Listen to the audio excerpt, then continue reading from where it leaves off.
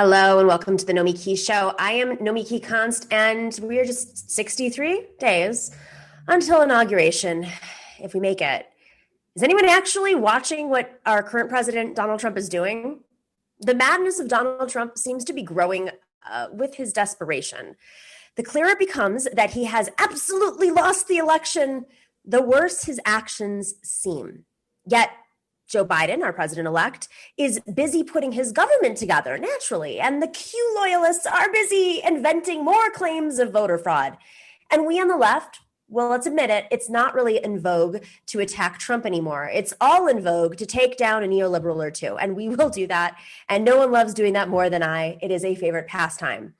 But as progressives, we have a more immediate, and I mean immediate, challenge.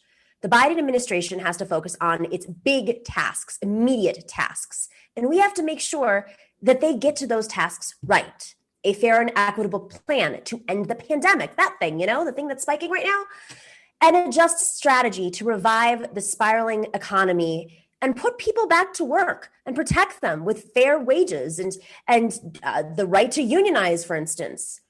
We cannot afford distractions.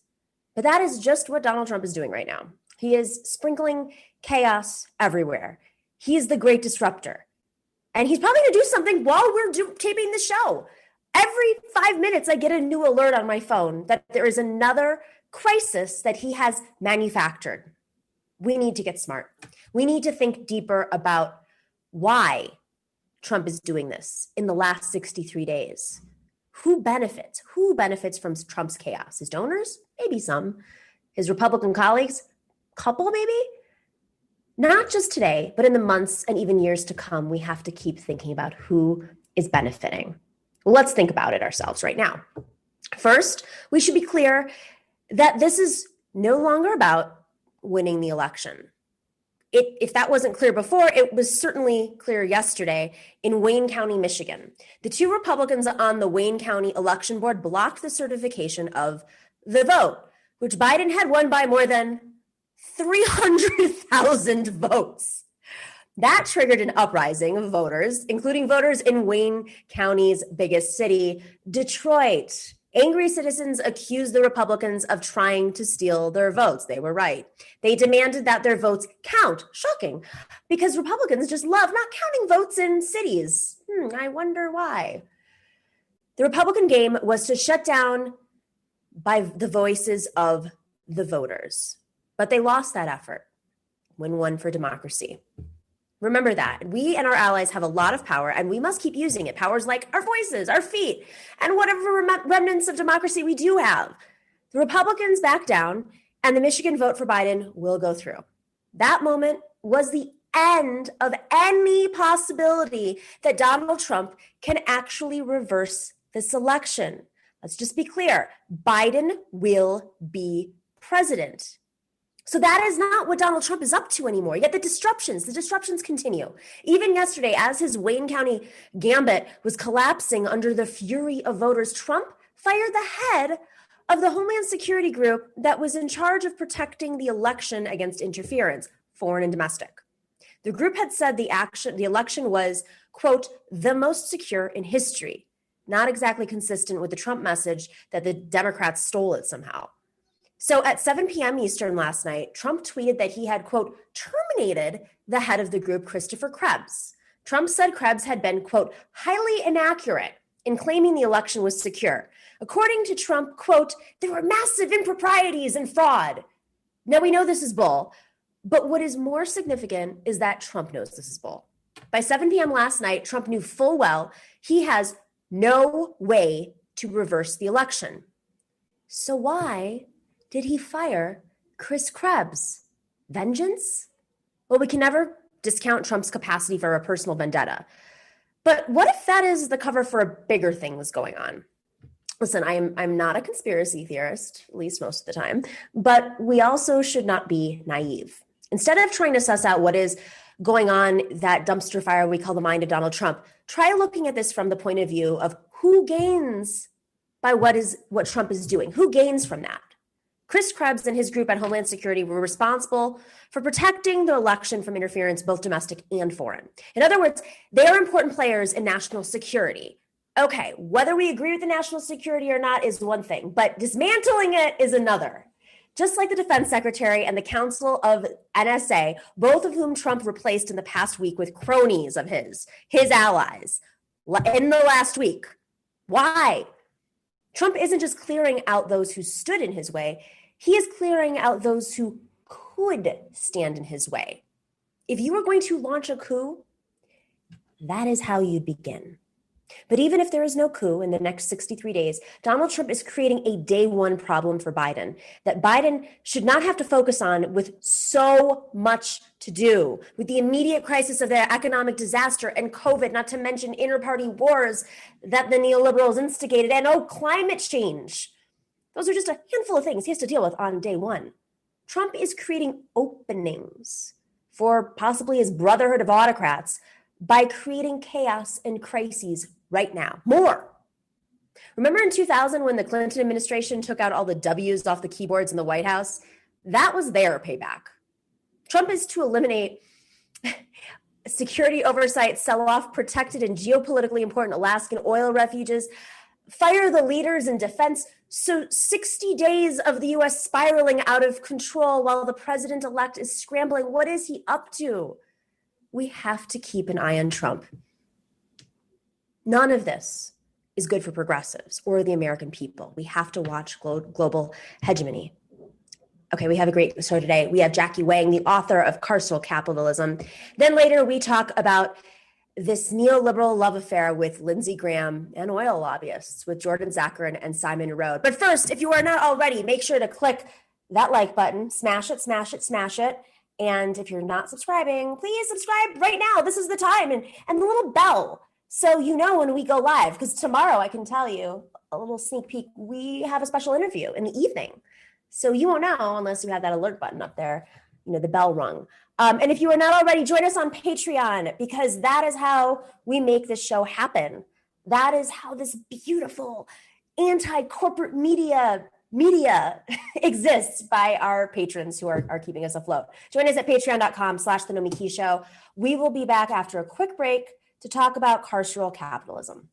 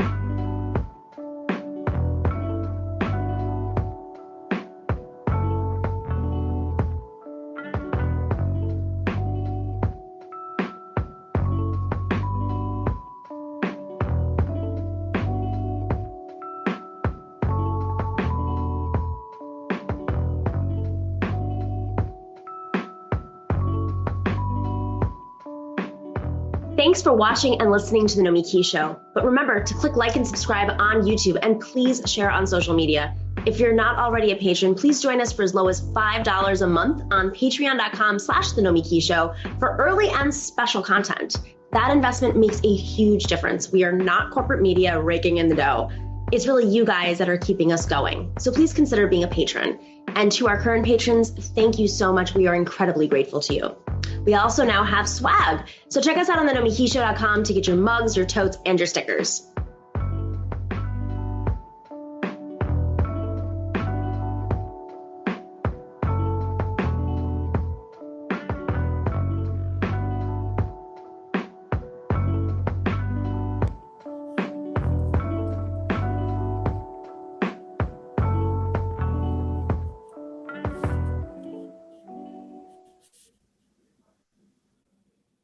Welcome back to the Nomiki show. All right.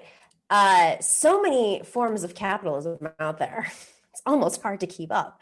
Our next guest is Jackie Wang. She's the author of Carceral Capitalism, and she's an assistant professor of culture and media studies at the New School's Eugene Lang College. Jackie, it's so great to talk with you. I'm really, really fascinated by your book and what you've brought to light, which I think folks probably have a sense of, but you just packaged it in one place. It was like, a manifesto on what they're up to. Yeah, thank you so much for having me today. I usually don't get the opportunity to be a talking head, so it's an honor. I'm usually talking to academics, so it's almost like cable news doesn't want to talk about substance, or yeah, exactly. So Jackie, you wrote this book, Carceral Capitalism, which is a mouthful. It came out last year, and it's, I think, especially going into this new administration where there's been so much criticism of the crime bill of the 90s that Joe Biden helped write, was the architect, one of the architects of. And my hope is, and of course Kamala Harris's record as a prosecutor, my hope is we are more equipped this time around and more awake as a movement to really push back, and all folks intersectionally push back on this capitalistic strategy that really just hurts Black and brown communities. And I wanted to kind of go over just point by point some of the things that you bring up in your book that I think, maybe some of the ones that are less obvious that we could kind of use as like bridges to neoliberals who may have thought like something like a charter school was a great idea, but don't understand the carceral aspects of that. So let's start with that. Let's start with charter schools. How are charter schools and predatory lending, for instance, how is that essentially just racist? Yeah, so charter schools is a good place to start, because if we're thinking about neoliberal ideology, it's so much based on this idea that you need to shrink the state, you need to shrink the public sector, and you need to siphon money from the public sector into the financial sector. So in many ways, I'm talking about the criminal justice system and the way that wealth is transferred to the financial sector through the criminal justice system. But we can think similarly about charter schools and education that is profit-based, which basically siphons public money into private hands, essentially. So, and, charter schools are often very surveillance-based.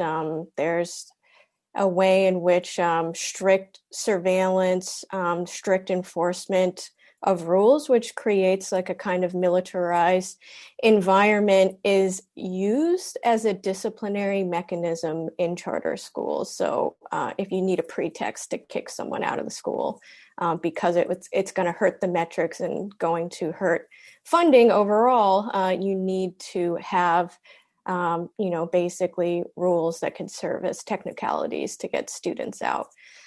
So I am for policy that pushes against, that neoliberal ideology, whether it's in criminal justice or education. You say this because, and for folks who aren't familiar, charter schools, you may have seen that movie like Waiting for Superman, for instance, that came out like a decade ago in the Obama years, and I think Cory Booker was a big part of that movie. And and then there was Mark Zuckerberg who put a ton of money into the Newark charter school agenda movement, shifting public schools into this partnership, this like public-private partnership with charter schools. I guess is like a very simplistic way of saying it. But what was really eye-opening, I think, over the last few years is that the promise that was made for these charter schools through this propaganda just didn't fall. Like even their metrics that they use, which they manipulate, they still are worse than public schools. Yeah. I worked as a tutor when I was an undergrad, and this was after the No Child Left Behind Act created all these scam tutoring companies that basically had no quality control whatsoever. So they're just these companies that sprung up. They would get, I believe it was $50 a head for 1 hour of tutoring, and then they would pay the tutors $20, and then the company would pocket the rest. And I saw them manipulating the numbers to make it look like there was improvement over time amongst the students. So I really do think private-public partnerships can just be huge scams. It is just a mechanism to siphon money into the private sector. It's also a tax break for a lot of these different institutions. So let's talk a little bit about the using the lending systems, the predatory lending aspect of carceral capitalism. Can you explain a little bit? Yeah, so in my book, Carceral Capitalism, I talk about predatory lending, which is ways of extracting huge profits from poor people, especially poor people of color who have to live paycheck to paycheck. And this is by the private sector. And then I talk about parasitic governance, which is plunder by the public sector. So with predatory lending, I really hone in on things like payday loans, for example, loans that give poor people money to spend in the moment, but charge huge interest rates. It's like a unregulated mode of extraction. And, we see these forms of predatory lending, not only in the payday loan industry, but also if we look at for-profit colleges, Trump University, if we want to talk about the outgoing administration, is an example of this. You have these unaccredited universities that prey on poor people and give junk degrees, essentially. And even some that are accredited, like Phoenix, what is it called? Phoenix University, and and like those technical schools that are always, the ads are always out, for those technical schools. They're really expensive, and they don't necessarily, maybe some technical degrees help, but education is built on just a horrible business model, and it's just it's something that I struggle with because I know my students are going into debt to study at a private school. So certainly the business model of universities is just terrible for students. Okay, so let's what about some other aspects that may be a little bit lesser known in terms of the carceral capitalist components?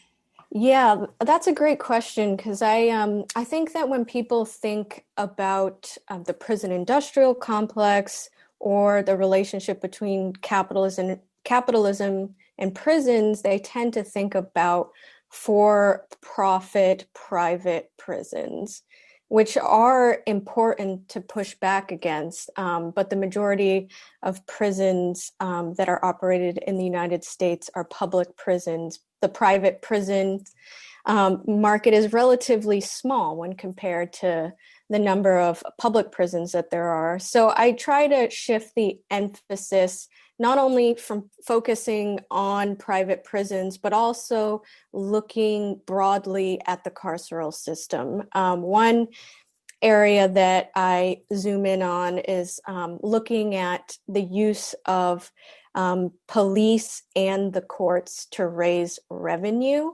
This was something that we saw happening across the country in the wake of the 2008 financial crash. So municipalities that were strapped for cash and experienced severe revenue shortfalls resorted to using the police to fill those revenue gaps.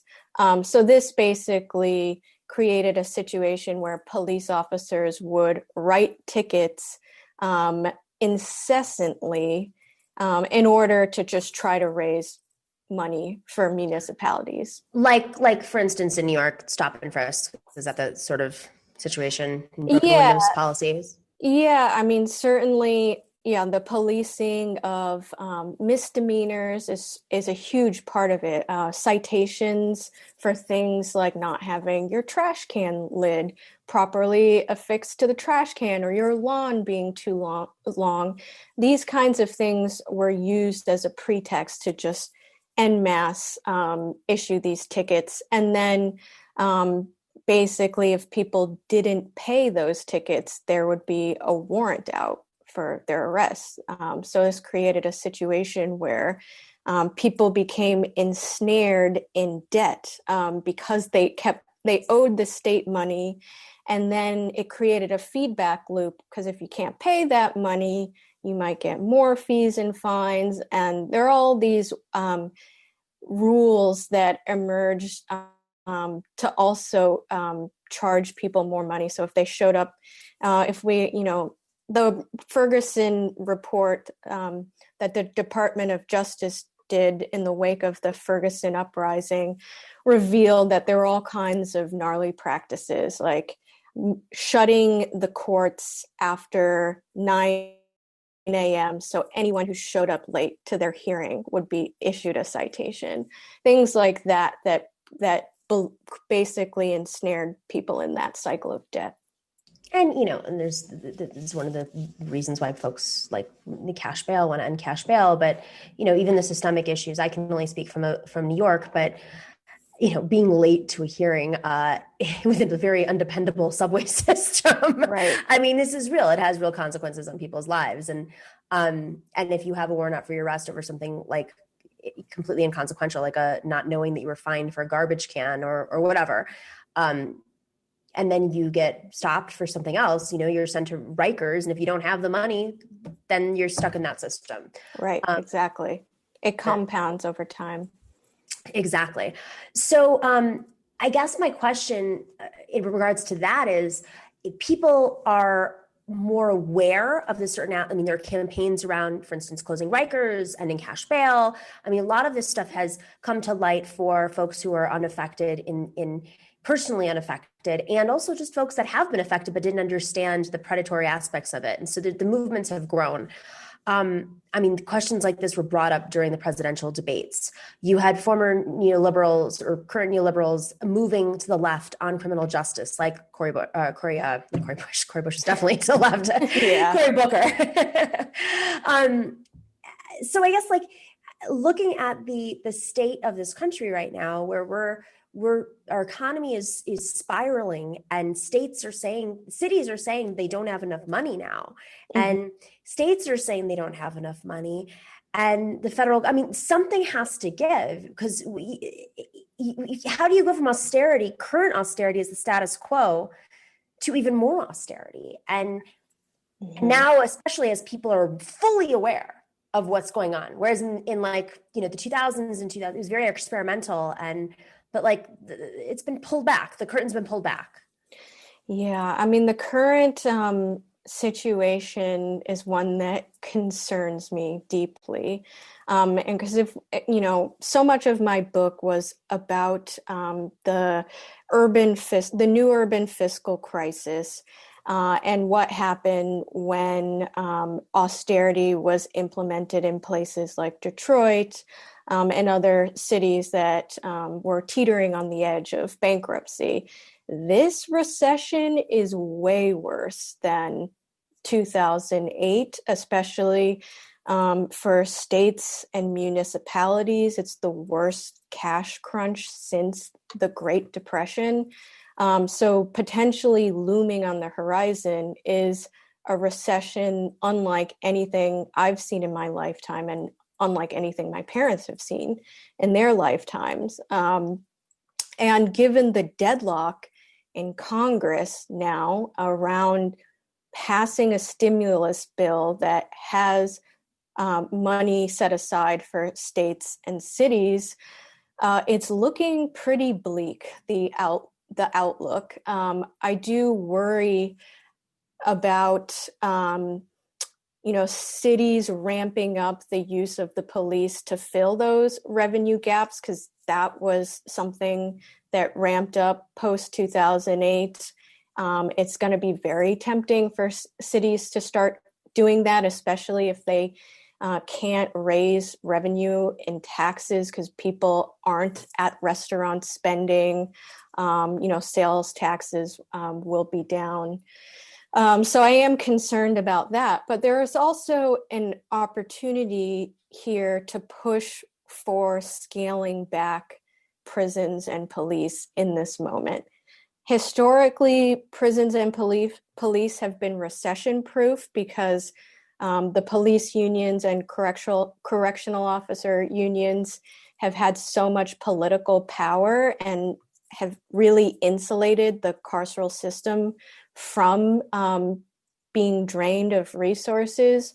So that is going to be a huge struggle, but I am hopeful that the summer of protests have politicized public finance in a way that it hasn't been prior to May 2020. Well, I mean, it's being discussed, but very rarely are you seeing any Democrats stand up and take on the police union. Although yesterday, I will say, my state senator, Deputy Leader Mike Chinares, got into a little tiff with the Police Benevolence Association, and they threatened him on Twitter, like physically said, watch your back, look over your shoulder, which is, I've never seen anything like that. And first off, it's very rare that any New York leadership steps up and takes on the police union, which of course endorsed Trump. So with that being said, there's also this police state. The protests that existed this summer and continue on in places like Portland and in New York, the police presence has amped up. Like it's like jaw dropping. Like I've personally never seen that many police on the streets during protests, even the small little protests where folks just show up in support of Black trans women, for instance. Obviously, some of this it might be related to Trump, but it also just seems like the old line, don't let a good crisis go to waste.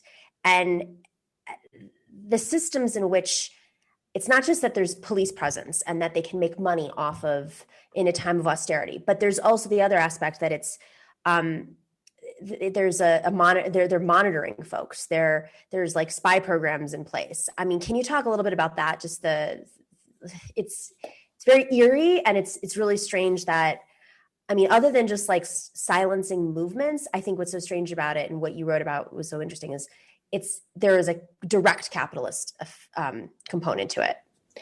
Yeah. So New York is a very particular case where there was a policy pivot towards decreasing reliance on imprisonment and increasing reliance on surveillance and hyper policing. There is a kind of shift in resources where more money was injected into the NYPD, for example. So they have a $6 billion budget, and the cost of policing in the past 4 decades has tripled and is around $115 billion annually.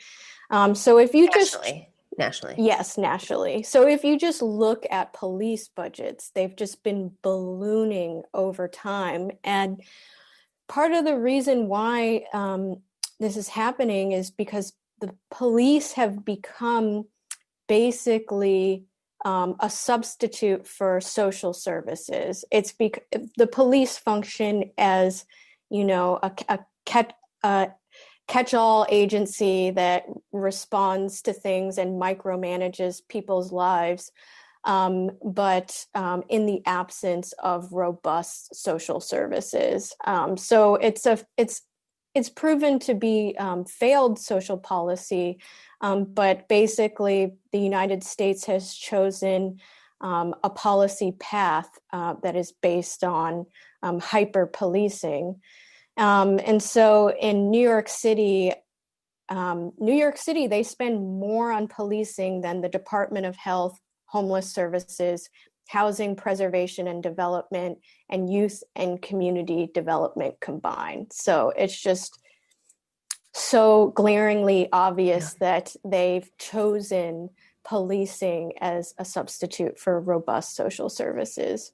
And with that, they've experimented on so many different fronts, as like, counterterror or whatever they want to use as their excuse. But you talk about, can you explain what cybernetic governance is and algorithmic policing? I mean, whether they're connected or not, just those two things really blew my mind when I read them.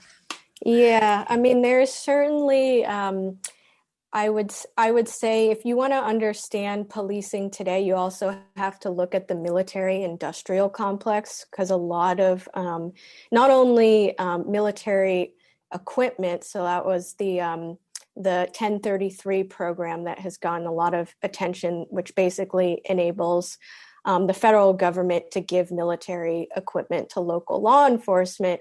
But there's Wait, can I just interrupt for a second? When we say local, we don't mean New York. Like this is like being sent to like North Dakota and right. like like rural police forces with like towns of population of a couple hundred, maybe a couple thousand. It's mind Right. blowing.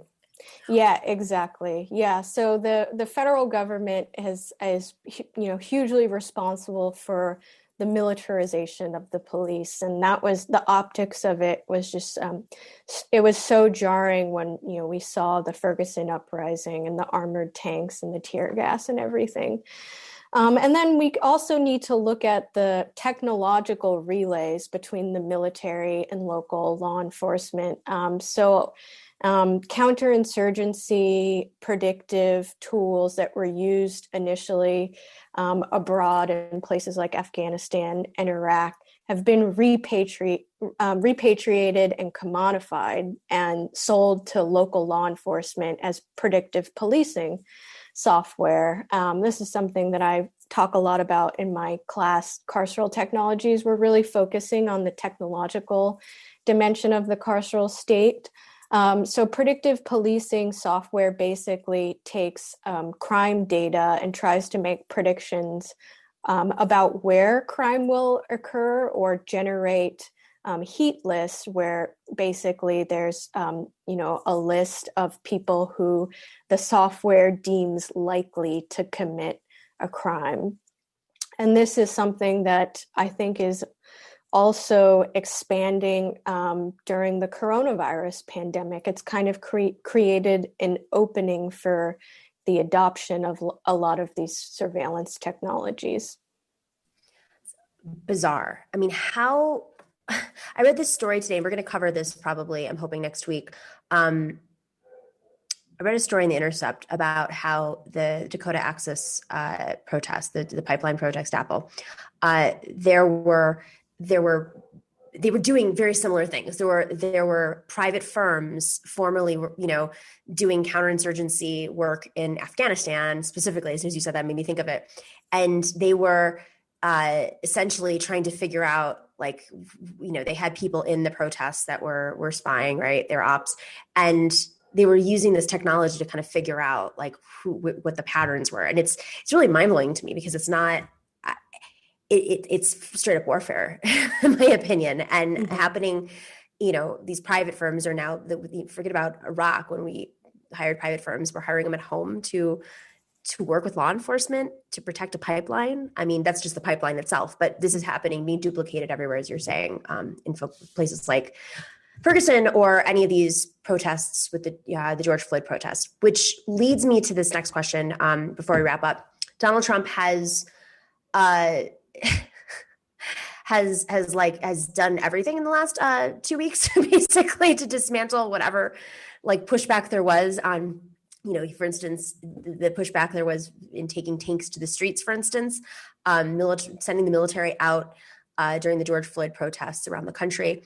He clearly had an agenda to suppress movements, but I think a lot of folks would say, are we sure that that Joe Biden is going to act differently? When you look at his transition team list and you see how many folks come from, formerly CIA folks, formerly, counterterrorism folks, folks who worked in Afghanistan specifically to on counterinsurgency efforts, like,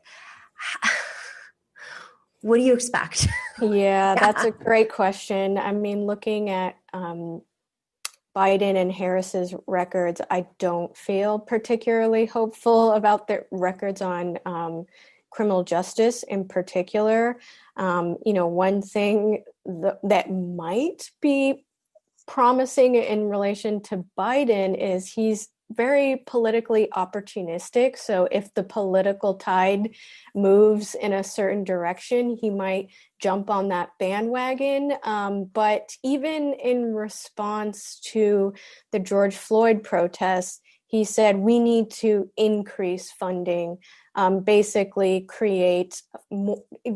give more federal dollars to local law enforcement for allegedly things like diversity trainings and implicit bias trainings.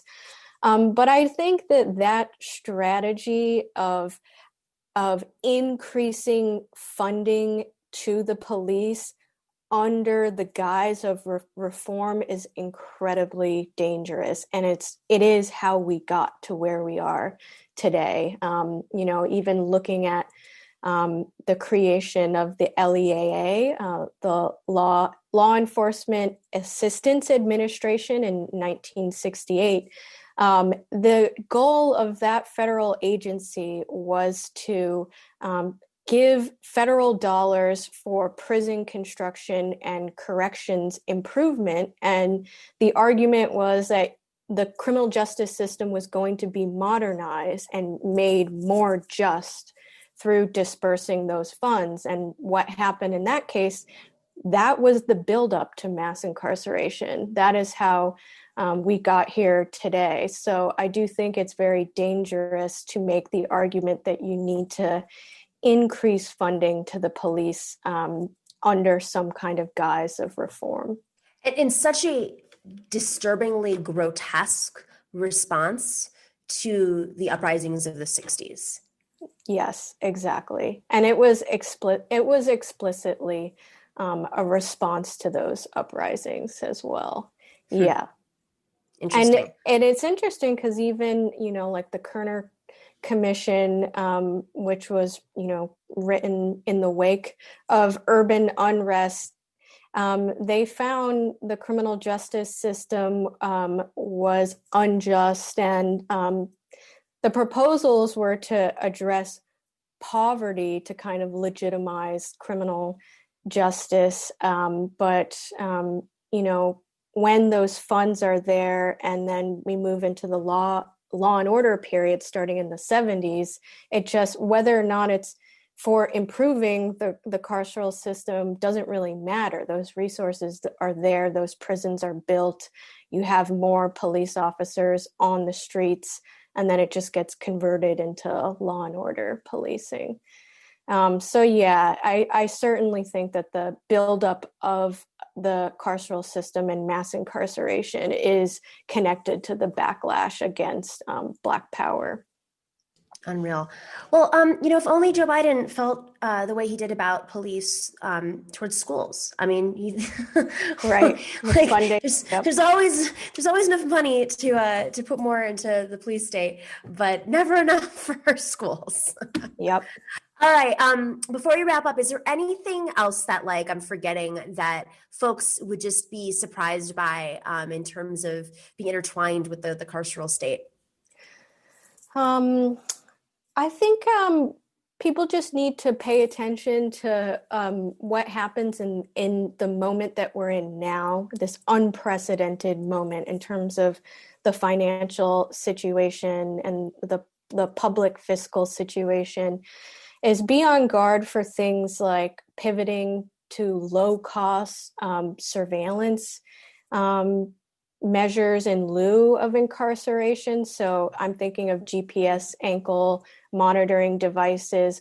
These are things that are going to be pushed for their cost saving advantage. And I would say people need to be on watch for the expansion of the carceral net through digital surveillance, and just watch what's happening with public finance. One thing that I've been thinking a lot about is what's happening now is there's essentially a bailout for people who own stocks and assets and property, while there's no money that's being dispersed to expand unemployment benefits, cover people who are losing their health care, these kinds of things. Like, unemployed and working people are getting screwed right now. And you mean $1,200 wasn't enough for the last 9 months? I know, it's ridiculous. Like, just give people a check once. Meanwhile, Done.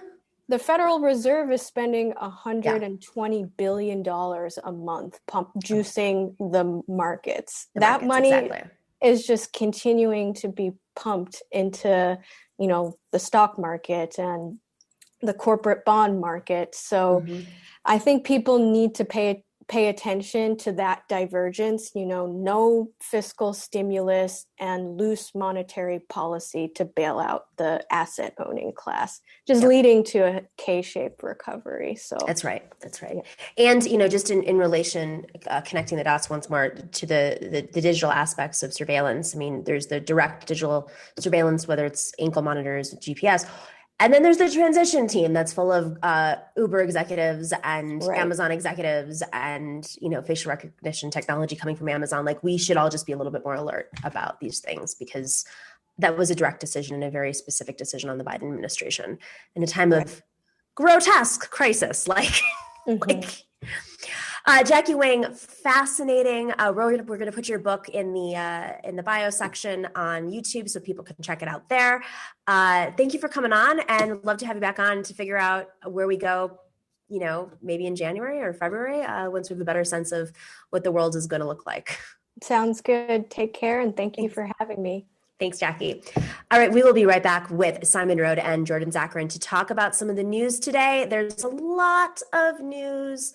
I, for one, am really curious why Lindsey Graham and a bunch of neoliberals are having a love affair. I'm very curious about that. So we'll lead up with that, and we'll talk a little bit about climate and some other things. But I'm going to start with the love affair with Lindsey Graham.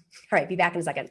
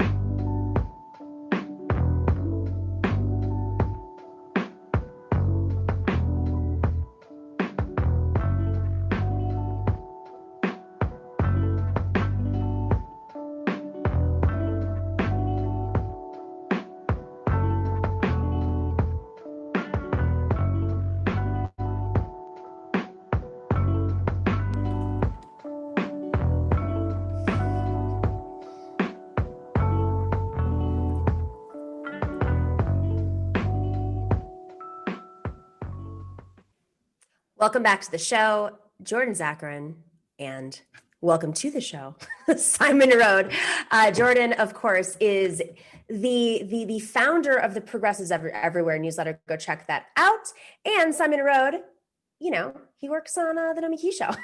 No, he is a former organizer for the Bernie Sanders campaign in 2020, and he's a socialist writer, and he is one of our team members here.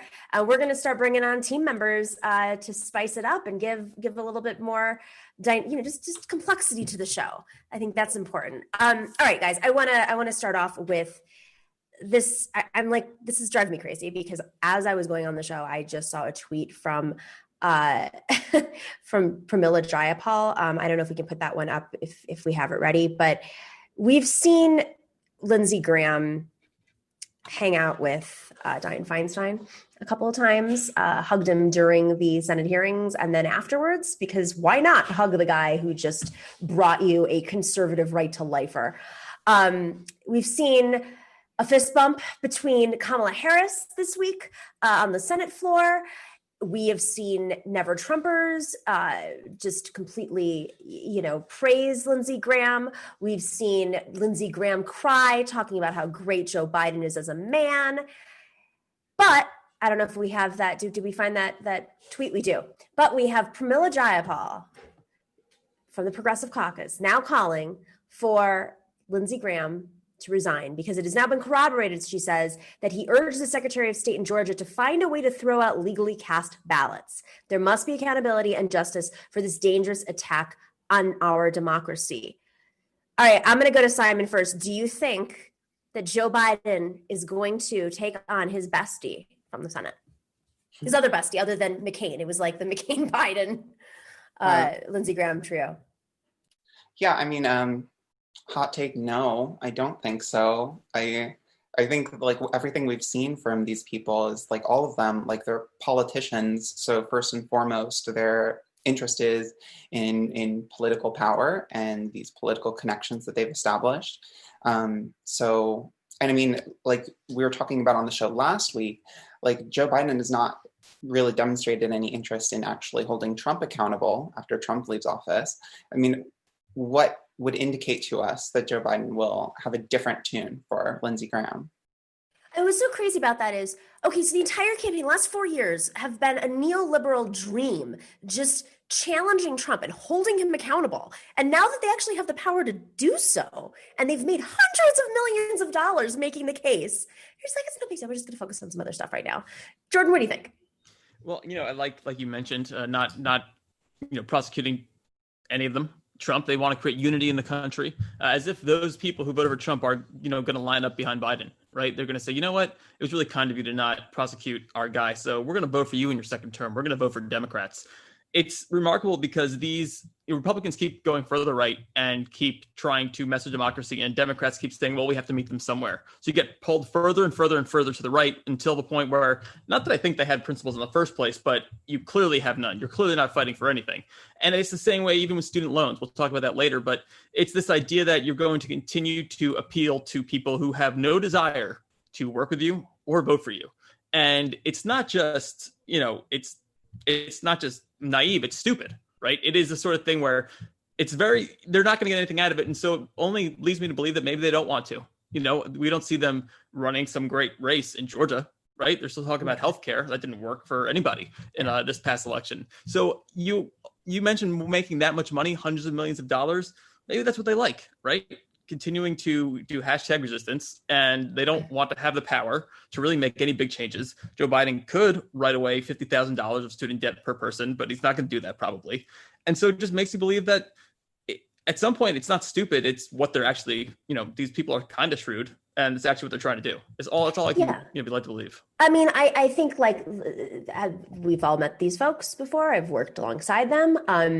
It's some of the stuff, there is no defense. And so when they have what I always tell folks if they want to learn about like where to attack folks, I'm probably giving it away, is when you go for the money, it's very hard for someone to defend themselves. And so on the Unity Reform Commission, they had a lot of weird arguments about like super delegates, empowering people of color when it actually doesn't, transparent caucuses being bad for people of color. They always had some sort of response to things that like they would tie identity to, right? And even if they weren't true. But when you were following the money, the consultant money, they would just freeze. They had no response. I mean, later they did. They went and attacked everybody who brought it up. But I think what's so grotesque, and I keep using this word over and over on the show today, about this moment is they have nowhere to run. Everyone sees what's happening. Everybody knows what crisis we're in. And they're still appointing Uber executives after everybody, normie Democrats were like, we're not using Uber because Uber's pro-Trump. And they're appointing Uber executives to the transition team and like, saying they're going to fund the police. And now with one easy way, I'll go to this right now, actually, because you mentioned student loans. So progressives obviously have brought up a lot of suggestions for President-elect Joe Biden to ease the economic burden many Americans are facing during this financial crisis. Many, for example, are advocating for the cancellation of student debt. Sanders, Schumer, and Warren, for example, have proposed different debt cancellation measures, and it's clear that this is within the realm of executive authority.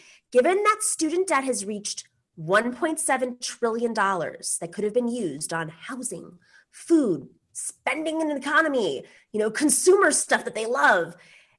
I don't understand why Biden is just not taking this seriously. I can't think of a better way to protect the economy.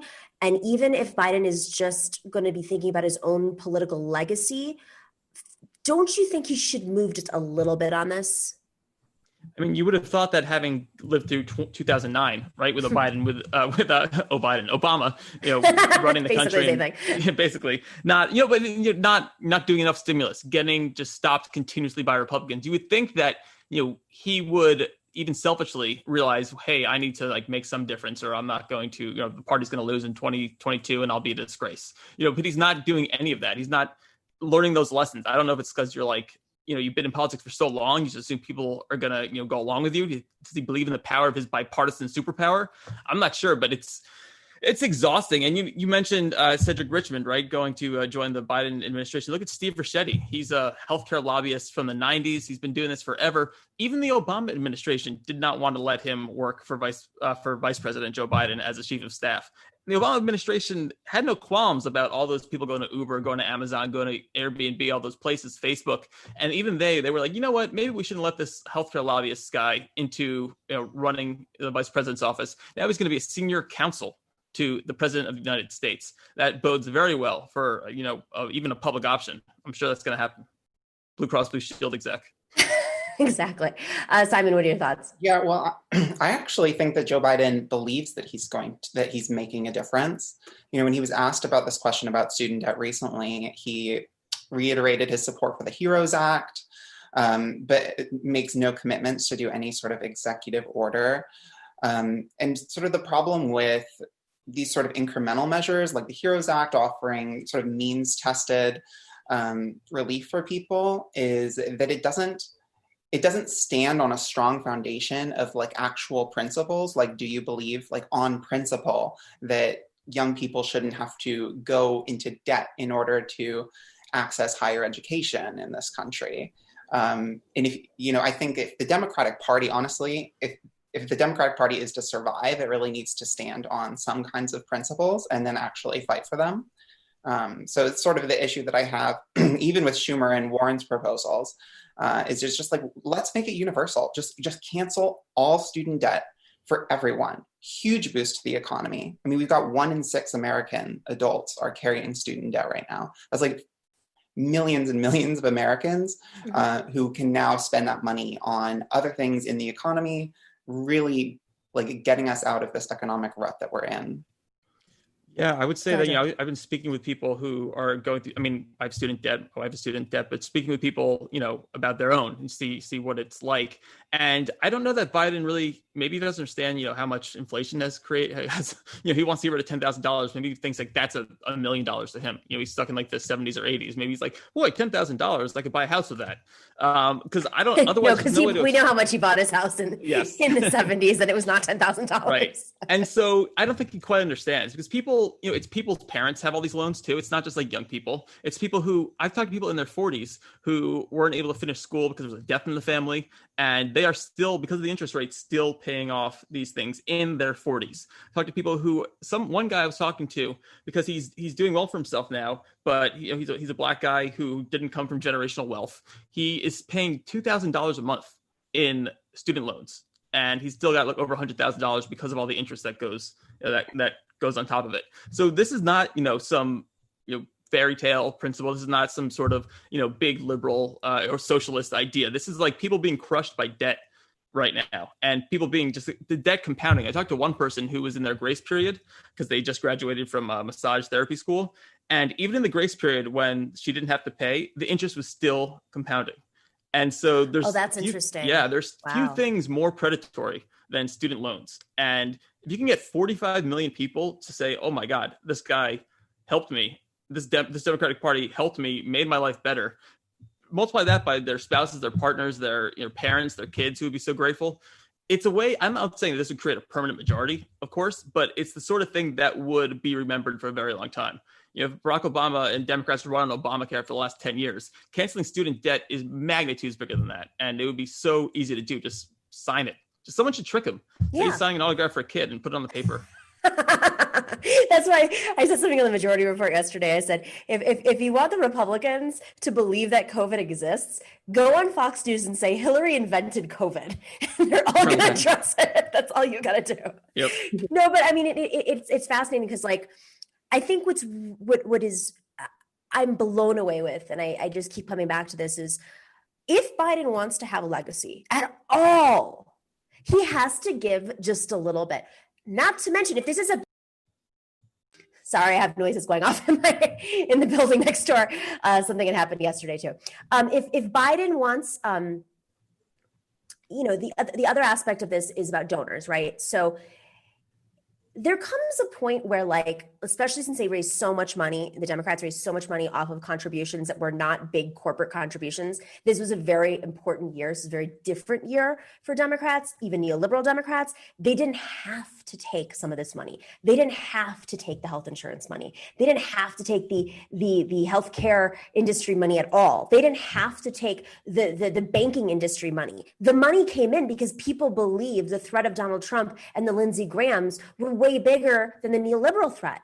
But they're still siding with these folks when they actually can take a stand. Well, you look at Steve Ricchetti, right? He was after he left the Biden administration, Biden vice presidential office. He then went to work again as a healthcare lobbyist. All these people go work for Uber. They go back to the White House, go back and forth. I don't even know that it's donations anymore because, again, there's such a grassroots energy. It's the jobs for these people. It's like you don't want to piss off your future once again employer. That's all I can think of. That's a great point. Okay, so Simon, unless you have a quick thought on that, I want to move quickly to climate. Go ahead. I want to maybe mention one more thing that I think that's sort of sometimes missed in this discussion about student debt, is that actually, I think it was Elizabeth Warren recently pointed this out on Twitter, about how canceling student debt can be like one of the greatest ways that the Joe Biden administration can close the racial wealth gap. Because like student debt, like outstanding student debt in the United States has more than doubled in the last decade. And a lot of that falls on people of color. So, if Joe Biden really wants to take racial justice seriously, as he ought to, this is one of the places he should be looking. And that goes to our earlier guest, she was talking about the carceral aspects of predatory lending and education lending, especially with these scammy schools that have, at least there's been a little bit of oversight from the Obama era over the scammy schools. But Trump University, of course, will get off okay. They'll survive. All right, let's take a look at Biden's most recent appointment. You mentioned Cedric Richmond. He's a Congress member from Louisiana, the climate movement liaison. Richmond is the climate movement liaison. He has taken more money from the fossil fuel industry than almost all of his counterparts in the Democratic Party. That is crazy. Over $341,000 in the past 10 years, while representing 7 of the country's 10 most air polluted tracts. His voting record shows that he's following that money that comes to him. Jordan, I'm gonna be a little spicy. Was Sunrise duped?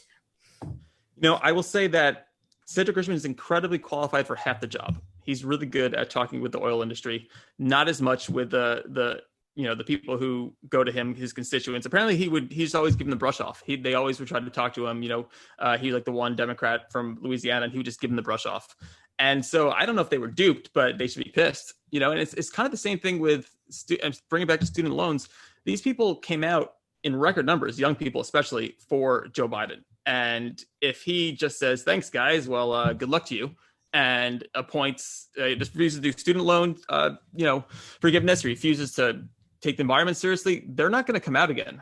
It's the same thing that kind of happened with Obama in 2008. He had this record number of people come out, and then they got disappointed and kind of dropped off in 2010, and it hasn't been the same since then, really. And so they giving Biden a chance. And I think that's what they said, Democratic unity, Democratic unity, Democratic unity. They're giving him a chance. If he doesn't deliver, Democrats don't deserve to win, and they won't. And what I saw today, actually, in England, the Conservative Party, Boris Johnson, who's like a proto-Trump, even doofier if possible, they came out with their own climate plan. They want to, this is the Conservative Party, they want to have wind energy power every home in the UK by 2030, like less than 10 years from now.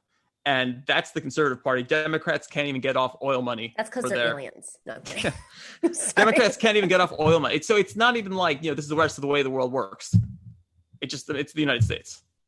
Okay, so Simon, I do want to come back to the sunrise thing though, because I feel, Jordan, you're 100% correct, but I'm also like, guys, we have a movement here. We have to be so strategic with how we pressure, where we pressure the movement. We can pressure them on some things, absolutely, because it's like they can't hide from it. And they're like normie Dems, even like lobbyist Dems, even like Jamie Harrison Dems who think that like, democracy in a party should be, there should be a little bit more democracy or some other things, right? But we knew come on, like we knew we weren't going to get, maybe he's going to transition off of fossil fuels, maybe. But like, were we duped? How bad was this? Well, I think as Jordan pointed out, like young people really came out for Joe Biden in this election, and that is in large part to groups like the Sunrise Movement that really did a lot of organizing for him. And so when like Varshney Prakash from the Sunrise Movement says this feels like a betrayal, I mean, of course it does, because it's like Joe Biden's closing the door to any future communications when he puts the person who's supposed to be communicating between his administration and these groups, like, is this fossil fuel guy? Like, of course. But I think that it, like you said, like, should they really be surprised? I mean, Evan Weber, who's another co-founder of Sunrise, said this is not surprising at all, but it is disappointing. And that's sort of, I think, the position we're all feeling right now. I think this was a big wake-up call for a lot of progressives who've just joined the movement in different ways. I got a lot of pushback when I was in the Unity Reform Commission saying, how could you join? They're going to screw you. They're going to screw you. They did, absolutely. With that being said, there were different pressure points there. We were not trying to pressure a Biden administration, a president. We were trying to pressure, or even Tom Perez, we were trying to pressure like 10 votes from Democratic Party members, and we were trying to eliminate the executives who were not elected to the DNC from the DNC so that they didn't make these decisions that were oil and gas-based decisions. This was a big one, like how to get Joe Biden, who has decades of relationships and partnerships. We always talked about the Clinton industrial complex. There's a Joe Biden industrial complex. Obama didn't have that going in, but Biden does. And you have to keep in mind that at the end of the day, as you said so well, he still has his cronies that he owes things to, even if he doesn't need their money, even if he's thinking about his legacy, whatever it is, even if it's about Kamala Harris, taking over the presidency at some point, inheriting the presidency. This is a complex that is going to be very hard for us to break apart, but we have to be much more sophisticated with how we pressure and where those pressure points are. And I'm going to tell you, it's not Joe Biden himself. That's my perspective. It is people, it's within his industrial complex. You've got to look at this like it's a war. You don't go to a battlefield and try to swipe off the general you have to think about how the battlefield looks. And I'm saying this on air, and I know it's really, really insidery, but okay, let's just wrap up with this. Jordan, I know this is kind of out of nowhere, but like if there is a pressure point that progressives can actually push Biden on, where do you see that right now? If there's a pressure point, I think it's a matter of like he is older. Nancy Pelosi is older. Everyone in the party is super old. Basically, everyone leading the party, and I think I think right away we saw the centrist Democrats try to blame progressives for what happened and down ballot losses. I think that there's going to be. I think primaries, I think that's a great way of doing it. I think that Biden needs to hear a lot of pressure from people who are in seats that could flip, the Elliot Angles of the world, too arrogant, maybe didn't think Jamal Bowman was coming, but I think now they should realize that's happening. And I think that should the first 6 months of the Biden presidency not go as, expected, even the first 4 or 5 months, I think we need to see a lot of primary challenges announced. I think that these people need to be scared for their own jobs. And it shouldn't just be like, do this because we asked you to, or you got to do the right thing, or be nice. They need to literally, the only thing that scares them is losing their jobs as lobbyists or future lobbyists. So maybe make them worry about losing their job in Congress. So that to me is like the only way it's gonna happen. But with that, we also have to be careful because they're cracking down with how progressives are able to break through. Whether it's not being able to access voter files or raising money as quickly online anymore, or eliminating political advertising on Facebook and Google. I mean, these are tools that progressives used to help make up, to raise money so they don't have to go to corporate money, essentially. And their blacklist really did a great job for them. Yeah, well, that's different. That's they're just dumb. They don't understand how consultants work. Consultants are going to go wherever they can get money. Good and bad consultants. Simon, what are your thoughts? I mean, again, on like the Slum pressure points, I think that it's sort of like the reason that a lot of neoliberal politicians don't really want to come on shows like this one is because they know that you're going to air their dirty laundry. You're going to. How did you know that? Have we been trying to do that?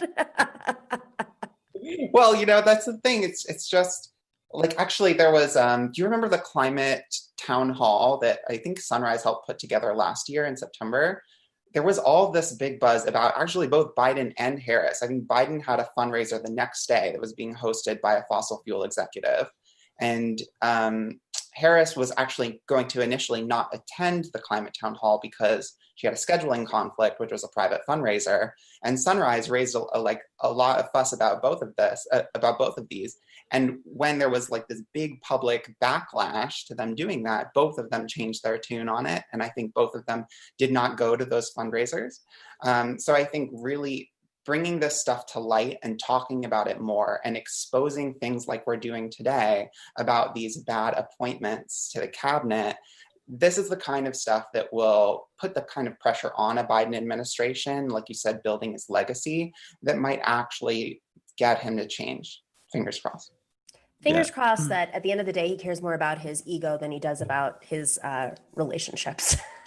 I think it's also about media as well. We forever the media describes the left as loony, and then the right wing, no matter what they do, like Madison Cawthorn talking about converting Jews to Christianity and how it's not working, and Christian blood and all that. And that's out of his mind. He should be be driven away out of the country. And that's a minor blip. But Democrats, they say we want everyone to have healthcare, and it's just like, well, can they survive? Is that possible for Democrats to survive and wanting people to have healthcare? And so I think it's a matter of pressuring the media as well. And as someone who's in the media, I think that maybe the fact that people are being attacked by right wing, maybe reporters getting attacked by right wing people is enough. Maybe that'll make them change their tune. But the way things are covered as well, because right now media gives a lot of cover to the centrist Democrats because they act like they are the rational ones in the room when they are the least popular, least effective people in all of Washington. You don't think that Jake Tapper asking whether or not a youth pastor was in the room with Fidel Castro means that he's like, who cares anyways? Like, yeah. All right, guys. Such a great panel. So much to talk about. Can't wait till next week. I'm sure we're going to be spiraling into another crisis or 3 or 4. And probably by the end of the show, we've had like 2 things pop up. That's the point. Jordan Zakarin runs Progressives Everywhere newsletter. Go check it out. Simon Narode, he is a socialist writer. He is a former organizer for Bernie 2020, and he's a part of Team TNS, the Nomiki show. Real quick before we leave, I'm going to give some shout outs out to Kowalski from Nebraska. Thank you for the love. He says, here is some cash for your caffeine requirements, $4.99. Because I always talk about how every time I buy a coffee, I'm like, that's how much it costs to be a patron, an introductory patron. So if you didn't know that, when you're getting your cold brew, which can be as expensive as $6.50, I've learned, you could also get, 1 whole month of our shows on patreon.com/The Nomiki Show, plus extra stuff there. And if you put in 2 coffees, you might get a mug. Kowalski also says hospitals are officially at ICU capacity in Nebraska. Oh my God, this is bad, but maybe it'll help for Medicare for all. I mean, I think the case for Medicare for all, like, it's popular. The public wants it. It's our politicians. Thanks to Professor Harvey K and all the hashtag #NoMeKids mixing it up in the live chat. Was that a Harvey K or a Dorsey idea to hashtag that? Thank you to MIDI doctors and Jules for working the algorithms, and huge thanks to our moderators, Bob and Chokin, for keeping it real in the chat room. Do we have anything else there? Oh, a few more shout outs. There we go. I got bored. 1, 2, 3, 4, not from us. Malarkey Industrial Complex instead of the Biden Industrial. That's good. Someone turn that into a super PAC. Kowalski from Nebraska. Again, here's some cash for you. No, you said that already. I got that one. Anything else? I think that is it. Just that one. Oh, those are repeats. Got it. All right. It's hard. I got to watch the YouTube thing and host a show and make sure that like they're not drilling for oil outside of my window, which is happening all day yesterday. There's a lot a host has to do, just a lot. All right, guys, we will see you tomorrow. Same time, same place. We're going to have an amazing show. And thank you to everybody for staying tuned and really caring about what's going on in the world right now, because there are moments where I'm just like, I need some wine. All right, I'll see you tomorrow.